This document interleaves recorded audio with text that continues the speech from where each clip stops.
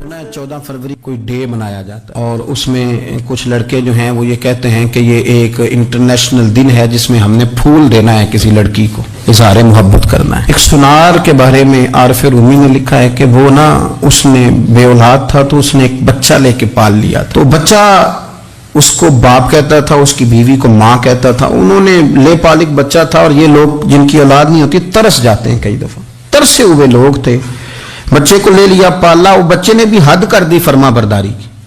अब वो जवान हो गया और बड़ा खूबसूरत जवान हुआ। वो सुनार कहता है कि सारी जिंदगी मैंने सफाई में नेकी में गुजार दी।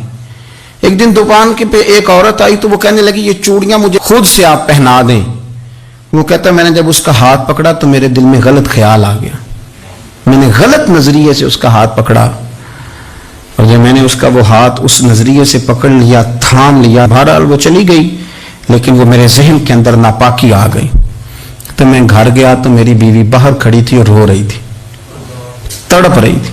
मैंने उसे कहा क्या हुआ, तो वो कहने लगी कि बच्चा सारी जिंदगी फर्मा बरदार रहा, मैंने माँ बन के पाला, पर आज उसने गलत जहन से मेरा हाथ पकड़ लिया है और मैं तड़प गई हूँ, टूट गई हूँ कि ये अगरचे ले पालक था, किसी का था, पर मैंने तो पुत्र समझ के पाला था, ये क्या हुआ।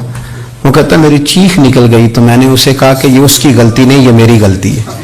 मैंने बाहर आज नजर गंदी की है तो रब ने मुझे सजा दी, ये मुझे सजा मिली है। तो किसी की बहन को फूल भेजना चाहता है तो अगर उसी रात तेरी बहन को फूल आ गया तो किसी की बेटी पर गंदी नजर डालता है तो अगर ये तो तेरे घर में ये कर्ज चुकाना पड़ा। वो एक दोस्त है तो वो पसंद की शादी कर रहा था उसके घर में, तो उसकी बहन ने कहा है उससे, उसकी बहन ने कहा, उसने कहा भाई तू मर्जी की शादी कर रहा है, मेरा अब्बा अपनी पगड़ी तेरे पैरों में रखता है, माँ दुपट्टा रखती है कि बेटे हम तबाह हो जाएंगे, ना कर। और आज अगर तेरा ये हाल है तो फिर मुझे भी इजाजत दे, मैं भी मर्जी की शादी करूं। तो वो कांप गया बुरी तरह से। वो कहता है ये तू क्या कह रही है। उसने कहा तू तेरे लिए अगर ये जायज है तो मेरे लिए कैसे मना हो गया। तो ये कोई मुहज्जब कौमें नहीं जो ऐसे करती हैं, ये कोई तालीम याफ्ता होने की या गोरा चिट्टा होने की अलामत है। क्या आप किसी को फूल भेजेंगे, शर्म नहीं आती। मुहज्जब कौम और शरीफ लोग कौन होते हैं। मेरे नबी करीम अलैहिस्सलाम ने फरमाया अल हयाउ मिनल ईमान, हया तो ईमान का हिस्सा है। अगर तेरी नजर ज्यादा झुकी हुई है तो ज्यादा हया वाला है। इसलिए ये कोई गंदमान किसी जगह भी किसी शख्स को करने की इजाजत नहीं, वरना याद रखें।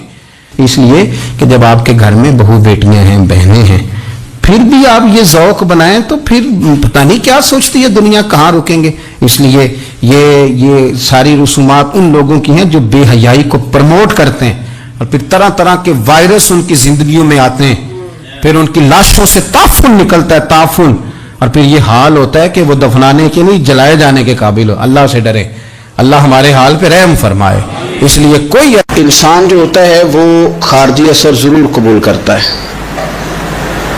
और अब चूंकि ज़माना है प्रिंट मीडिया का, इलेक्ट्रॉनिक मीडिया का, सोशल मीडिया का, तो किसी कोने में कोई खबर होती है तो वो फैल जाती है।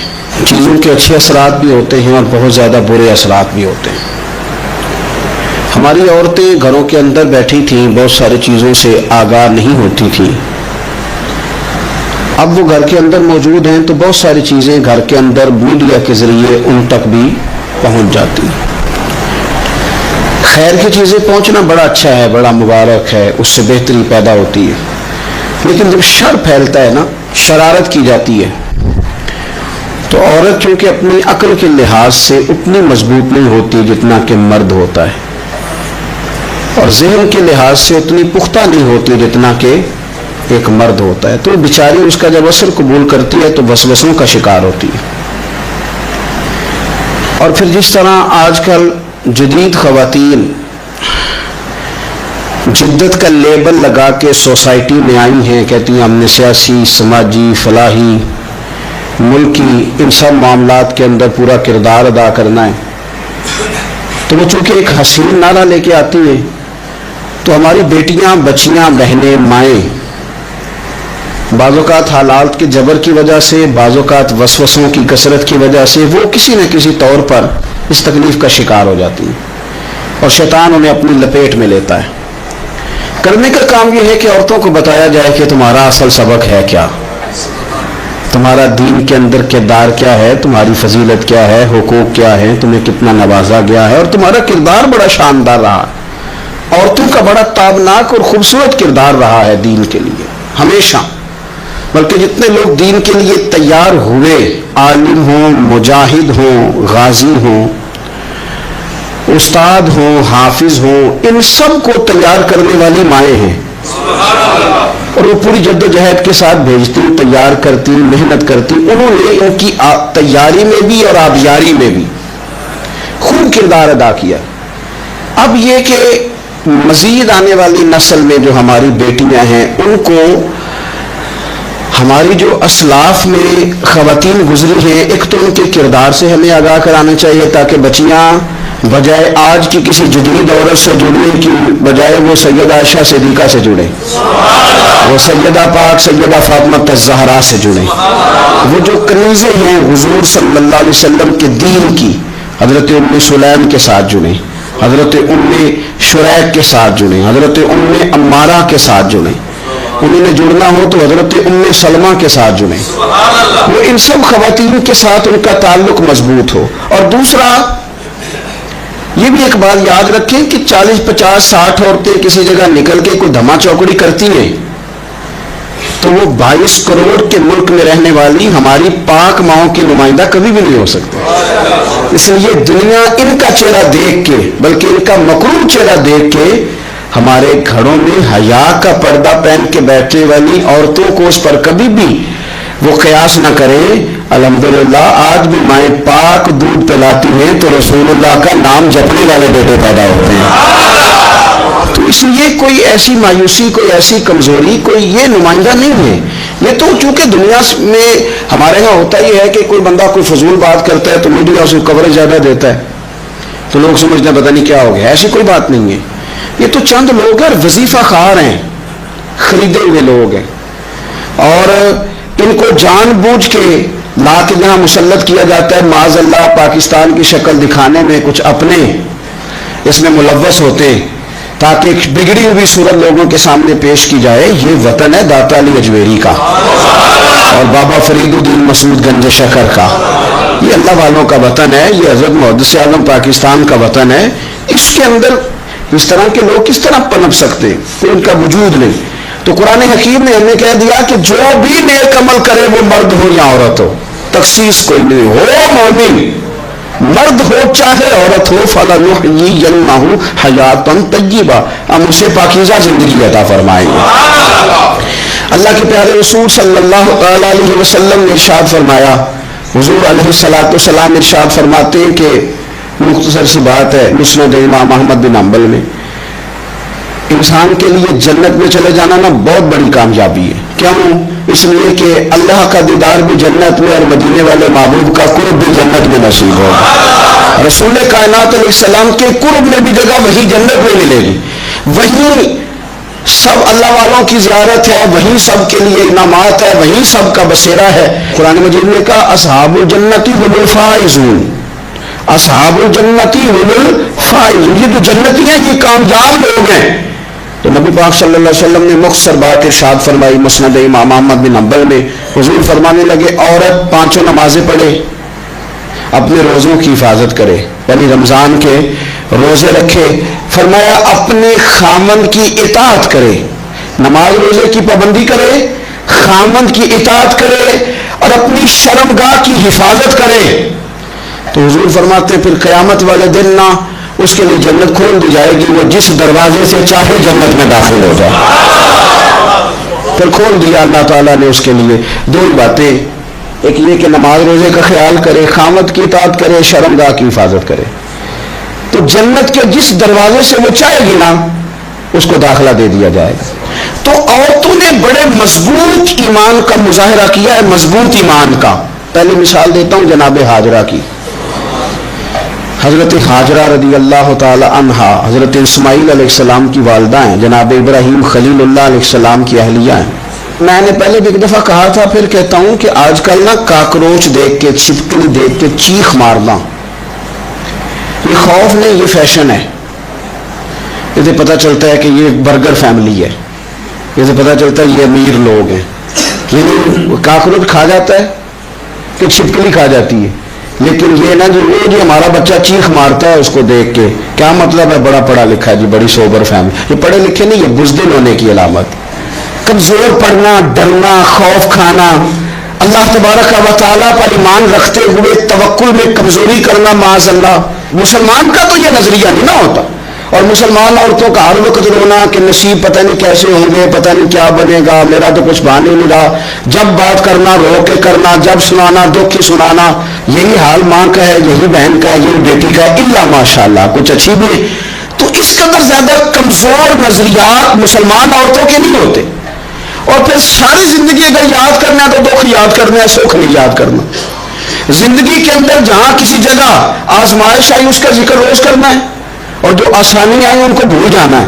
حضرت ہاجرہ کو جناب ابراہیم خلیل اللہ علیہ السلام چھوٹا سا بیٹا دے کے وادی غیر ذی زرع میں چھوڑ آئے، اتنی سی کھجور ایک مشکیزہ پانی کا، اس خاتون کو وہاں کھڑا کیا، دور دور تک آبادی کوئی نہیں، جنگل کا سما ہے، پرندے تک آ کے نہیں چہکتے، کوئی چیز نہیں دنیا کی، لیکن ایمان اس کو کہتے ہیں، طاقت اس کو کہتے ہیں، کلمہ پڑھنے کے بعد کھڑا رہنا اور اپنے توکل کو مضبوط رکھنا اس کو کہتے ہیں۔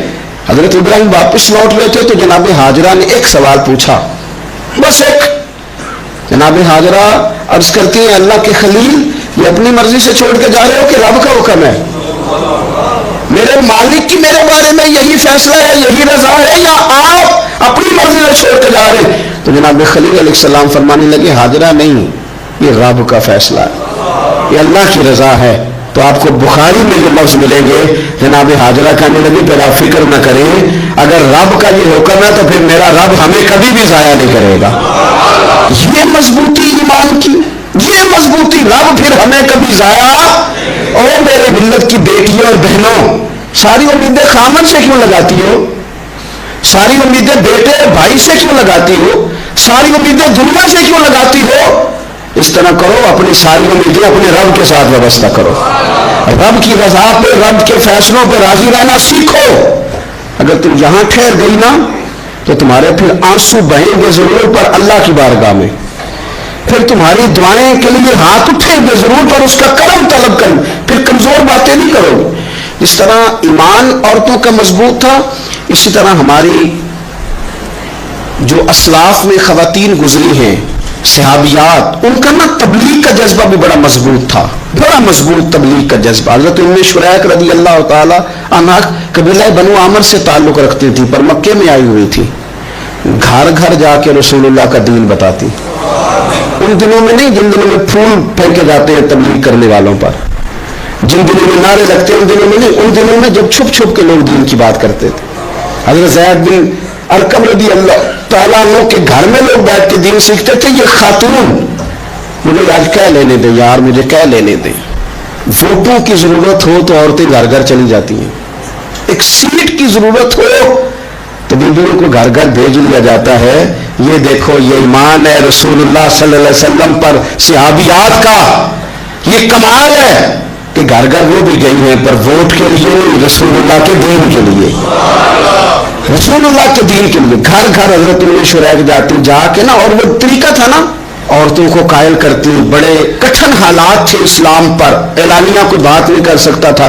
حضرت ام شریک کہتی ہیں میں عورتوں کو بلاتی، کہتی میری بات سنو، جب وہ قریب آتی تو میں نے نبی پاک کا دین بتاتی، سائڈ پہ کر کے کونے میں نہ تھوڑا تھوڑا، اور یار آپ ذرا اس کا لطف تو لیں، اس کا ذائقہ تو دیکھیں۔ حضرت ام شریک کہتی ہے میں گھر گھر جاتی بتاتی،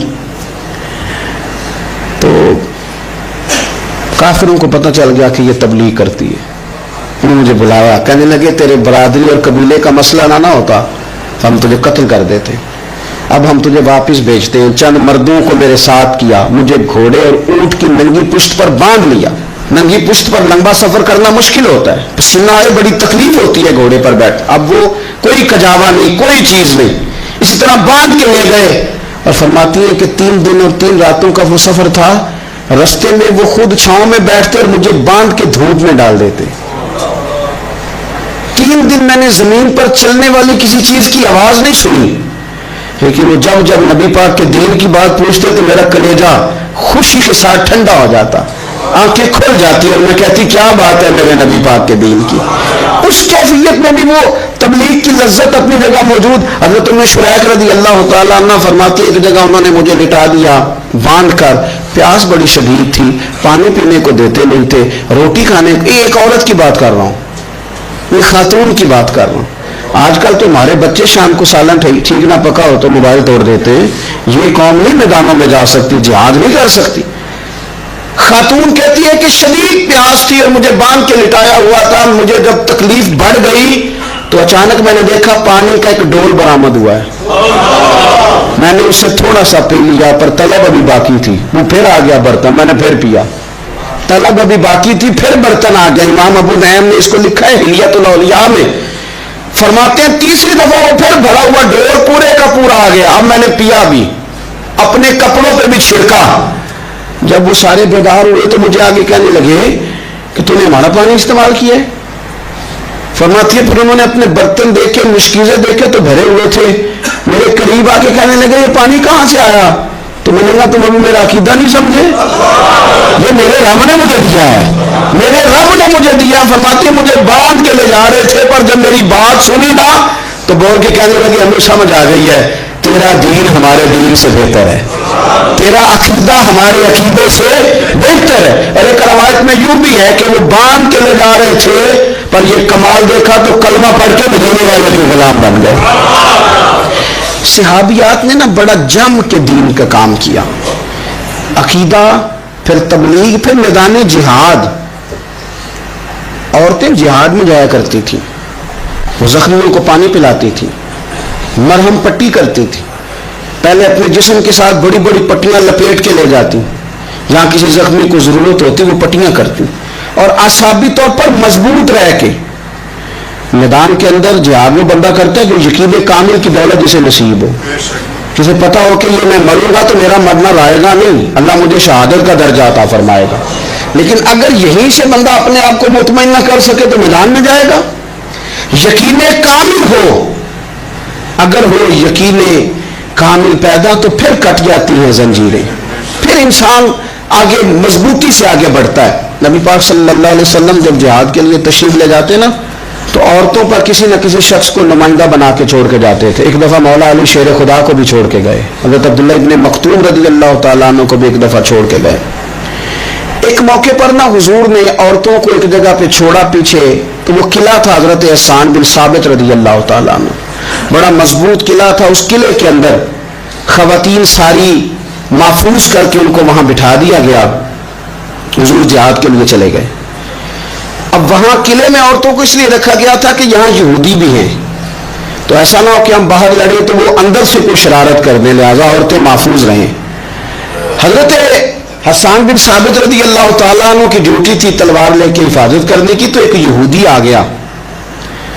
وہ اب تو کرنے لگا, تجسس کرنے لگا کہ یہاں عورتیں ہیں تو کوئی مرد بھی ہے کہ نہیں, دائیں بائیں دیکھنے لگا. حضرت صفیہ رضی اللہ تعالیٰ عنہ نے توجہ کی, جناب حسان بن ثابت سے کہنے لگے کہ منٹ لگا اس کی گردن مار دے, ایسا نہ ہو کہ وہ جا کے بتا دے, گردن اڑا دے. حضرت حسان بن ثابت ذرا تھوڑی کوشش کرنے لگے, ارادہ کرنے لگے, آگے بڑھنے لگے, تو ابھی وہ تیاری میں ہی تھے تو حضرت صفیہ رضی اللہ تعالیٰ عنہ خود نکلی پیچھے سے ہو کے, ذرا سا ایک ستون کے پیچھے چھپی, ہاتھ میں بڑا سا ڈنڈا پکڑا. وہ آپ کے قریب سے گزرنے لگا. تو یہ خاتون کی بات کر رہا ہوں, خاتون کی. کسی مرد کی ضرورت ہے عورت کو تنگ کر جائے؟ شرط یہ ہے کہ عورت کے اندر بھی تو غیرت ایمانی ہو نا, اس کے اندر بھی تو وہ قوت ہو نا. ایسا نہ ہو کہ وہ کمزور پڑ جائے. ہاتھ کے اندر ڈنڈا تھا, جب وہ یہودی پاس سے گزرنے لگا تو اللہ اکبر کہہ کے بی بی نے اتنے زور سے مارا ڈنڈا, حضور کی پھپھو نے ایک ہی ڈنڈا کھایا اور وہ زمین پہ ڈھیر ہو گیا. حضرت صفیہ نکلی اور جناب حسان بن ثابت سے کہنے لگی مجھے آتی ہے شرم, کیونکہ جب کسی کو مار دیا جائے تو اس کا مال مال غنیمت ہے نا کافر کا, اب اس کی زرہ اتارنی ہے, اس کی تلوار لینی ہے. فرمایا مجھے شرم آتی ہے, وہ مرد ہے, اس طرح کرو مار میں نے دیا, سامان تم اتار کے لے آؤ. یہ قوت تھی مسلمان عورتوں کے اندر, یہ شوق تھا, یہ جذبہ تھا. ہمارے مانا روز روز کی کمزوریاں, عورتوں کا روز آنسو بہانا اور جہاں بھی سنانا دھوکھی سنانا, اس نے انہیں کمزور کر دیا ہے. آپ کے ذہن پہ چیزیں سوار ہو جاتی ہیں نا, تو جو مرد زیادہ رہتے ہیں نا عورتوں کے ساتھ, زیادہ وقت گزارتے ہیں, زیادہ داستانیں سنتے ہیں, ان میں وہ ساری چیزیں پیدا ہو جاتی ہیں. آپ نے ناراض نہیں ہونا, میں دعوے سے کہتا ہوں کہ جو جوان اپنی اماں کے ابا کے شکوے کرنے لگ جاتا ہے نا, اس نے 1.5 گھنٹہ باتیں سنی ہے بی بی کی, ایسے مفت میں نہیں شکوے کر رہا, اس نے ہلکا ہلکا کہیں جی بھی کیا ہے. تو تب یہ ساری کہانیوں نے جنم لیا. آپ جس کی صحبت میں بیٹھیں گے اس کا کچھ نہ کچھ اثر ہے. بلکہ عارف رومی تو کہتے ہیں کہ شیر کے بچے کو بکریوں میں چھوڑ دو, بکری بن جائے گا.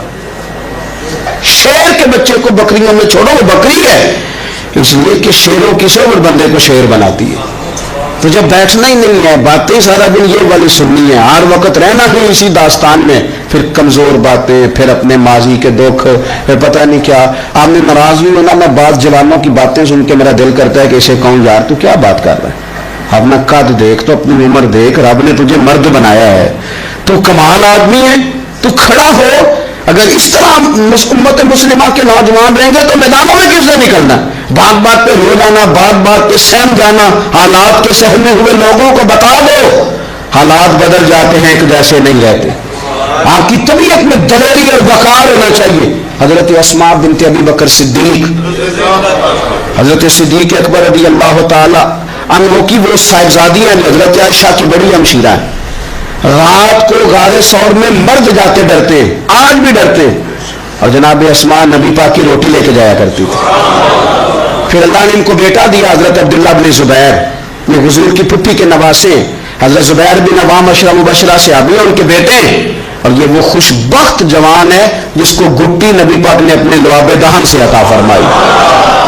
یزیدی فوجوں کے خلاف امام حسین کے بعد جو آدمی باقاعدہ مرتب فوج کے ساتھ میدان میں آئے وہ حضرت عبداللہ ابن زبیر ہیں. مرتب کر کے اپنا لشکر لے کے نکلے. حضرت اسماء بوڑھی ہو گئی تھی, 90 سال عمر تھی, نظر نہیں آتا تھا. حضرت عبداللہ ابن زبیر جب لڑے یزیدی فوجوں کے خلاف تو کچھ ساتھی شہید ہو گئے, کچھ کے قدم پیچھے ہٹ گئے.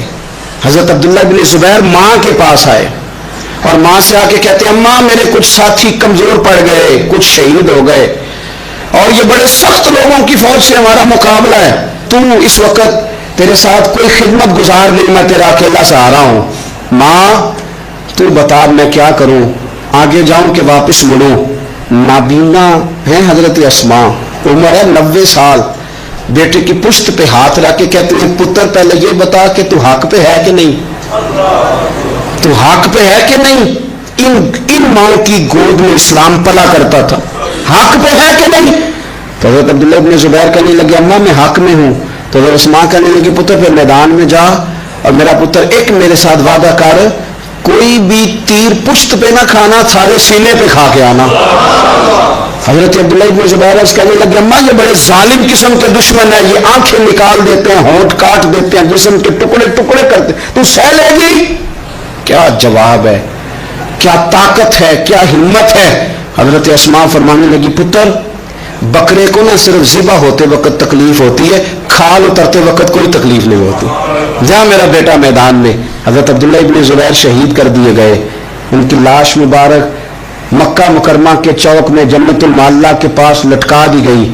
حجاج بن یوسف نے حضرت اسماء کو بلایا اور بلا کے کہنے لگا تجھے پتا ہے تیرا بیٹا لٹکا ہوا ہے. فرمانے لگی ہاں مجھے پتا ہے, یہ بچپن سے ہی شاہ سوار ہے, یہ گھوڑوں پہ رہنا ہی پسند کرتا تھا. اور پھر کیا جملہ کہا. حجاج کے لوگ کہتے ہیں یہ فوجوں میں اور تلواروں کی جھنکار میں کبھی نہیں کانپا تھا, پر حضرت اسماء جو نابینا ہیں ان کے جملوں نے نرفہ دیا. فرمانے لگی حجاج میرا پتر لٹک گیا ہے, کہیں تیرے آگے جھکا تو نہیں نا, لٹک ہی گیا ہے, جھکا تو نہیں میرا پتر. 14 دن تک لٹکے رہے, لاش مبارک لٹکی رہی, لیکن حضور کا لعاب دہن تھا نا. لوگ کہتے ہیں قریب سے گزرتے تھے تو دور دور تک خوشبوئیں پھیلی ہوئی, دور دور تک. مائیں ایک صحابیہ ہے, نام ہے ام عمارہ, جنگ احد میں زخمیوں کو پانی پلاتی, اپنے 2 بیٹے اپنا شوہر لے کے احد میں آئی, زخمیوں کو پانی پلاتی ہیں, مرہم پٹی کرتی ہیں. اچانک جنگ کا پاسا پلٹ گیا. وہ درے پہ جو لوگ حضور نے مقرر کیے تھے وہ غلط فہمی کی وجہ سے درہ چھوڑ گئے, حالات اور ہو گئے. عجیب سا ماحول ہو گیا. پھر یہ بھی افواہ پھیلا دی گئی کہ معاذ اللہ حضور شہید کر دیے گئے. لوگوں کے حوصلے بڑے اور رنگ اختیار کرنے لگے. حضور کے گرد تھوڑے سے لوگ رہ گئے. او میرے بھائیوں، او ملت کی بیٹیوں بہنوں، یہ ہے تمہارا انداز دین کی خدمت میں. یہ خواتین کا انداز ہوتا ہے. حضرت ام عمارہ پہلے زخمیوں کی مرہم پٹی کرتی تھی اور سارا کچھ پھینک دیا، تلوار لی اور جا کے نا حضور کے گرد کھڑی ہو گئی. کہنے لگی آئے نا کون آتا ہے میرے کریم کے پاس، آ کے دکھائے نا کوئی. اسا کیتی جان حوالے رب دے، ایسا عشق کمایا ہے اسی مرن تو اگے ہی مر گئے باہو. اسا تا مطلب نہیں پایا ہے، آ کے کھڑی ہو گئی. حضور فرماتے ہیں میں دائیں دیکھتا تھا تو میں مارا ہوتی تھی، میں بائیں دیکھتا تھا تو میں مارا ہوتی تھی، آگے دیکھتا تھا تو میں مارا، پیچھے میں مارا. حضور فرمانے لگے تو بہت سارے لوگوں سے سبقت لے گئی ہے، تو بڑے سارے لوگوں سے آگے نکل گئی ہے. ان کو زخم لگ رہے ہیں، تیر آ رہے ہیں، پر خاتون ہو کے ڈٹی ہوئی ہے. رسول اللہ صلی اللہ علیہ وسلم کے سامنے کھڑی، حضور پر آنے والے تیر اپنے وجود پہ لیتی ہیں. او میرے عزیز، رسول پاک علیہ السلام نے فرمایا تجھے رب نے بڑا حوصلہ دیا ہے. اتنا گہرا زخم بازو میں آیا کہ غار بن گئی غار. اللہ کے پیارے محبوب نے نظر کرم فرمائی. حضور نے فرمایا کچھ مانگ لے.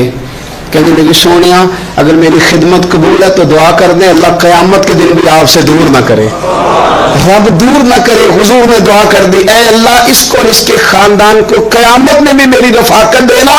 حضور کی دعا سنی تو باہر نکلی، فرمانے لگی لوگوں لو پھر میں نے اپنا مقصد پا لیا ہے، میں کامیاب ہو گئی ہوں. اب دنیا کی کوئی مصیبت بھی میرے اوپر آئے تو مجھے کوئی پرواہ نہیں، اس لیے کہ مدینے والے نے یہاں بھی کرم فرما دیا ہے وہاں بھی کرم فرما دیا ہے.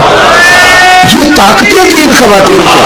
ایک تابعی بزرگ تھے حضرت ابو عبد الرحمن فروغ صاحب تاریخ بغداد نے لکھا ہے وہ جہاد پہ چلے گئے. 30,000 دینار اپنی بیوی کو جاتے دفعہ دے گئے. کہنے لگے لوگ پاس رکھ لو. اور بیٹا بھی ماں کی گود میں تھا. کچھ نے لکھا پیدا ہو چکے تھے، کچھ کا کہنا ہے کہ ان کے جانے کے 1-2 ماہ بعد بیٹے کی ولادت ہوئی.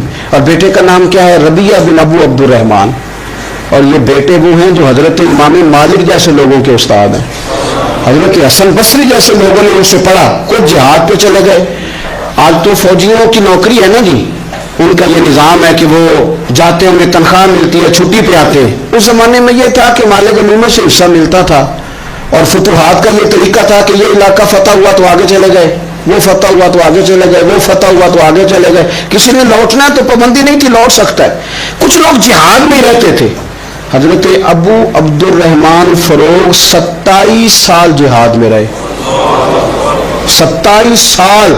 یہاں تو خاون باہر ہو تو بہت ساری عورتیں کہہ دیتی ہیں کہ تیرے ابے نے نظر پیسے کمائے. مصیبتیں تو ساری میں نے دیکھی.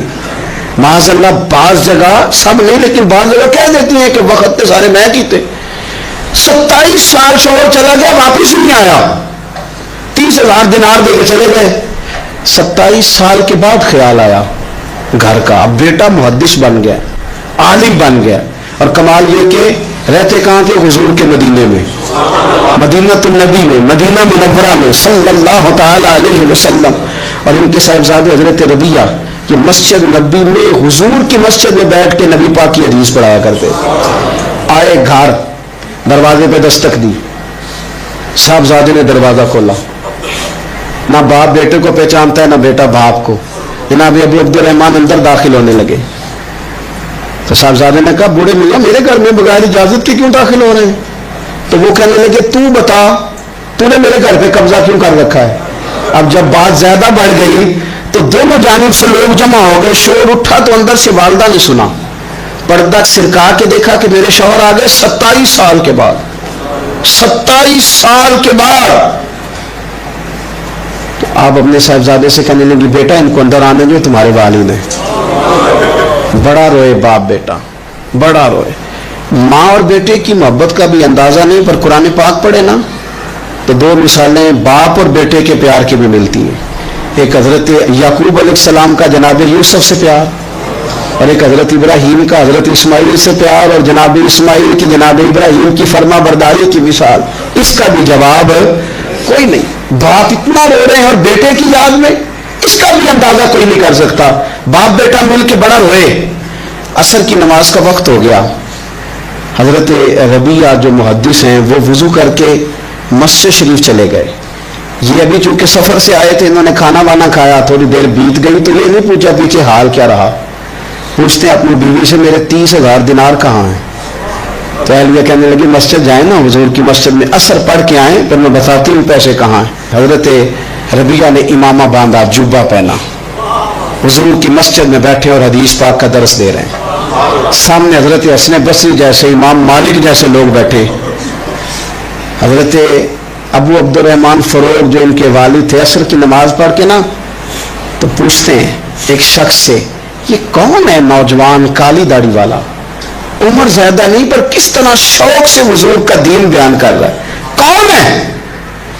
تو بتانے والے نے کہا کہ حضور ایک نا ابو عبد الرحمن نام کے بزرگ ہیں, وہ 27 سال سے جہاد میں گئے ہوئے, یہ ان کا بیٹا ہے.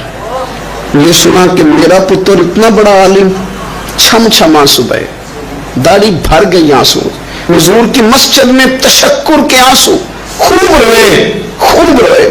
اٹھے گھر گئے, اور جب آنسو بھرا چہرہ لے کے گھر آئے تو اماں ساری بات ہی سمجھ گئی.